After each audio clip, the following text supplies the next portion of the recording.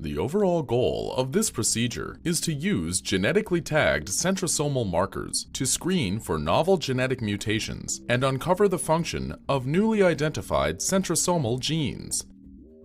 This can be accomplished by 3 different imaging strategies.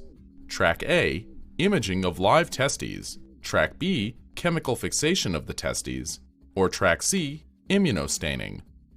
The first step of the procedure is to isolate the testes of flies expressing genetically tagged centrosomal proteins, which can be followed by immediate imaging. The second step is to chemically fix the testes, which can also be followed by imaging. Thirdly, the testes can be immunostained and then imaged. Ultimately, the locations of centriolar proteins are identified by fluorescence microscopy. This method can help answer key questions in the centrosome field, such as molecular basis of centriole formation, centriole elongation, and centriole separation.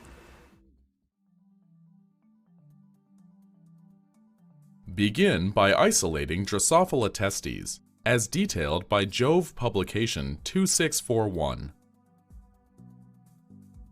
After isolating the testes, immerse the specimen in 6 microliters of freshly prepared, room-temperature DAPI staining buffer on a positively charged glass microscope slide. Wait 10 minutes, then gently wash off the excess DAPI by replacing the staining buffer twice with 6 microliters of PBS.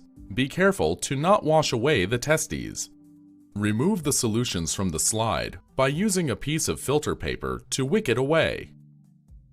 6 microliter volumes work well for 18 square millimeter